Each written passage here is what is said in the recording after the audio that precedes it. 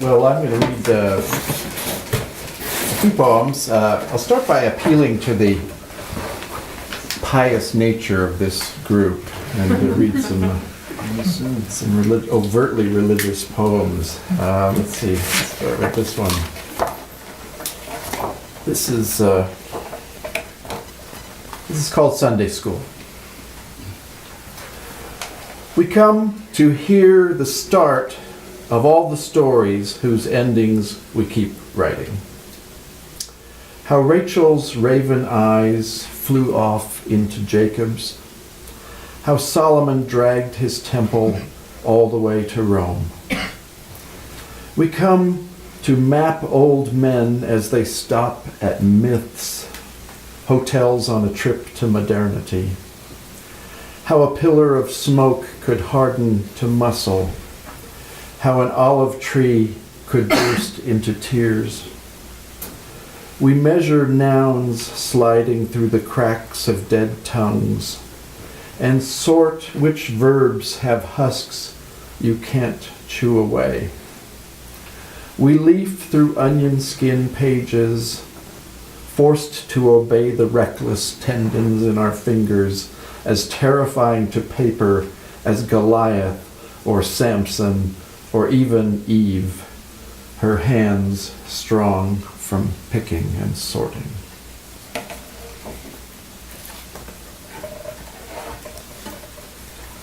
Go back to Genesis here. This poem is called Day 7.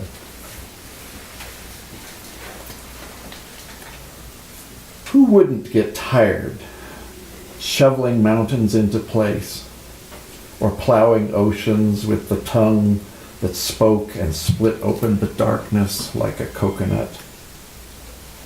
Come, clamshells and salmon eggs, he called. Come, anemones and coral. Come, dolphins giggle and sheen of the blue whale's back. The volcanoes belch, sandbars and seaweed, foam singing in the pelican's wake. Come, thunder-hoofed caribou, come, spittle of wolves and leopards. Come, iguanas tearing bushes, anacondas in drenched pits, the rhinoceroses moan, dung beetles and icola trees. Come, man and woman, dredged from silt, stumbling the foothills, bone levers to hoist the beasts from soil, teeth to chew and swear, hair to clean, to pluck. Who wouldn't tire of piling igneous shelves or bundling storms, sowing black rain in onion fields, smell of wet ground rising in the pheasant's heartbreaking cry? Come, Maker, on this seventh day of your beautiful clutter, and climb a staircase of stars to your bed. Pull up the covers, ocean waves, wheat fields, lengthening shadows.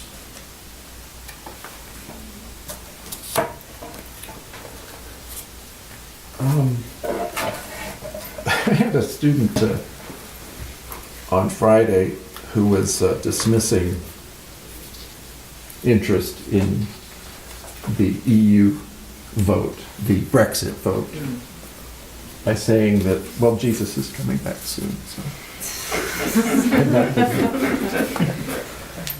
And I didn't want to entertain discussion on that, although she did invoke her patriarchal blessing.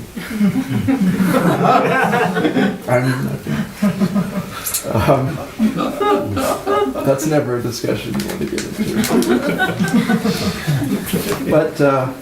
But here's a poem that I didn't read to her, but I'll read to you, called Jesus is Coming Back. Jesus is coming back to before we beat his face into gold leaf, or spilled his body onto canvas, or polished his eyes into buttons and trimmed his robe to wrap the open chalice of his veins. Coming back to before we carved his tongue into sermons, or stuffed his cheeks with choirs, or sanded his belly and wove his hair into tapestries that comb our vision into even rows. Coming, carrying his body back to before we scrubbed it with onion skin or lowered it into white shirts, the pallor of linen dried and folded into leaflets passed out by ushers in wool suits. He is walking home from the church in our skulls, knocking the halo from his head and cutting the jewelry from his neck and smiling that old carpenter's smile again. A palm date mashed in his teeth, straw in his hair, brine splattered on his frayed cuffs. He is coming to juggle the stars back into place and drum our hearts back to their proper dance. But coming back mostly to fish, the way we all do, for praise and for blame, coming back to cast his lures into our blood and wait the long wait of fishermen. I have to read one at Lance's request. And this one, I don't know what to say about any of these poems, and I don't know how to top that previous intro, but this one is called Whaling, that is W-H-A-L-I-N-G.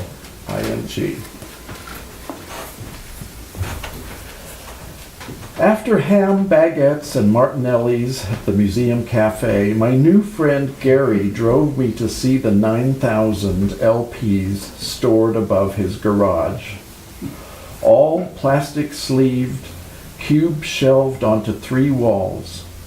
A mausoleum of tunes, souls of our heroes floating in mildewy air beside the last unshelved wall, which wore a poster of the pyramids at Giza, the insert for Pink Floyd's Dark Side of the Moon, a first pressing of which Gary held up, sliding the vinyl from its sleeve as if to illustrate the title, and declared, "Stone Mint."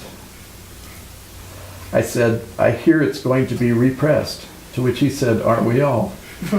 As if he were lifting a tone arm, as if a pun could retract the sorrow of record hounds everywhere for their black fetish's erosion, its extinction by neglect. Each new pressing means preservation, I told Gary, mummification and resurrection at once. What high priests tried in pyramids, which, like any collection, one keeps excavating and refilling. Gary said he wanted to reorganize by genres with cardstock slats for dividers. "Where would you put songs of the humpback whale?" he asked. "Start a whales section," I said, as if I were some new enlightenment stumbling into the room. Crumb's Volksballeinei, Hove Hannes's and God Created Great Whales. Maybe some Paul Horn. "Hendrix belongs there," he said. "The feedback is pure whale." So we talked for hours about the ecology of rhyme and about memories tilting architecture and about how whales can hear each other's songs 1,000 miles away, one ocean to the next. Which led us to our various ex-lives, most now capsized or collapsed like waves. And soon it got dark, though we knew the physics of planetary surfaces and knew that it's always day somewhere on Earth, that even as we spoke, a sunlit Giza was tipping its worn styluses onto heaven to play the B-side.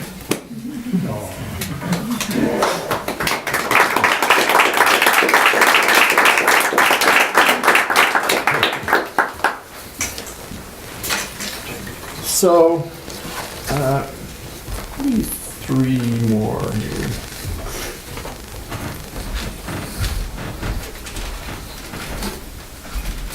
Yeah. Okay, this one. This is right out of BYU. This is called Annual Faculty Productivity Report. And it has real questions that we were asked and then these answers. List your 2 most important accomplishments in scholarship or creative work last year. 1. Skinning my sentences and hanging the pelts out to dry. 2. Making some periods I typed become beauty marks on the page. Consider the scholarship creative goals you set last year. What progress has been made during the year? Some grew mold, and I kept scrubbing.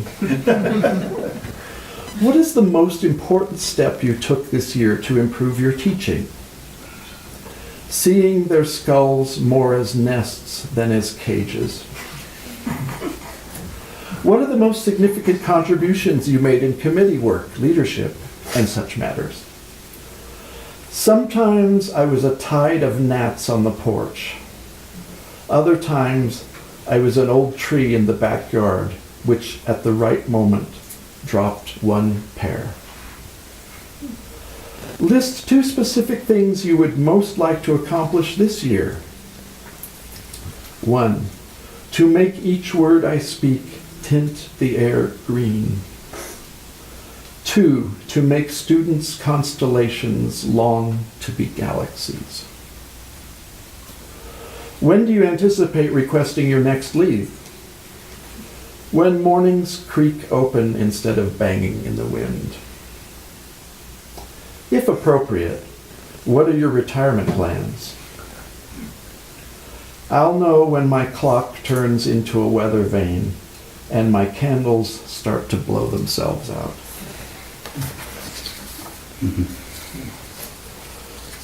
This one is, I may have a hard time getting through this one. This is my deepest dive into sentiment, I suppose, as you'll tell. This is called Sampler. I stitch into this cotton rag the names of our children and the whys of each name. Rachel. For the girl who gated Leah from Jacob's heart, who made him work 7 years overtime for the blank check she'd hand him. And for the long-dressed girl who sat with me in German class and rode the high school bus an extra stop to mine each day that I'd sing to her. Your mom and I agreed we'd never met a Rachel we didn't like, and we had to pour the cream of like on the fresh strawberries of love piled up in our bowl of you. Julia. Diane Carroll on NBC. John Lennon on the White Album. Vanessa Redgrave fighting Nazis for 20th Century Fox. Your name revolved in our lives like the moon's nightly errand.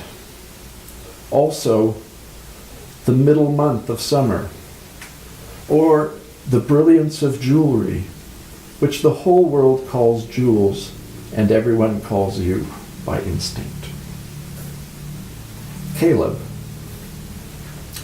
Moses' scout, ready to cut open Canaan's giants for thick fruit and bragging rights with God. We sifted through books and liked Adam and Benjamin, but you had to start further into the alphabet and with a harder phoneme like other hard C words: couple, courage, create.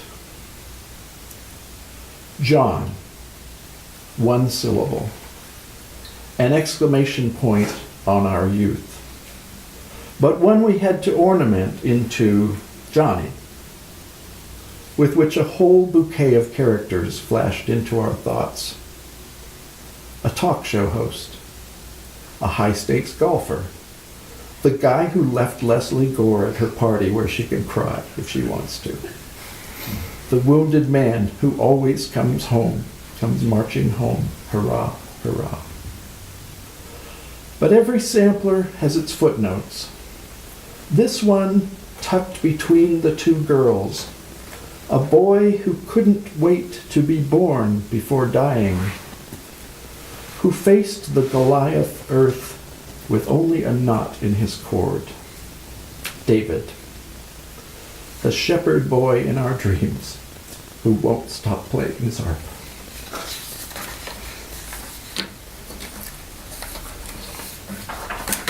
And I'll end with this one. A very simple, metered, rhyming poem. And back to the Bible. I haven't really left it very much in these poems. This is called Mary Magdalene's Golgotha Song. The opera on the The opera on the cliff begins. We strum the rain. The aria feels stiff. The curtains start to stain. When I first heard you shout your proverbs from a boat, I felt my heart fold out and longed to kiss your throat. You robbed tales from the ocean. You stole truth from the farms. But I felt one devotion, the space between your arms. If this is the finale, this damp adagio, I've nothing left to tally but all that space. So go and bow down to this weather as I kneel to design. Death ferments us together. Now turn this storm to wine.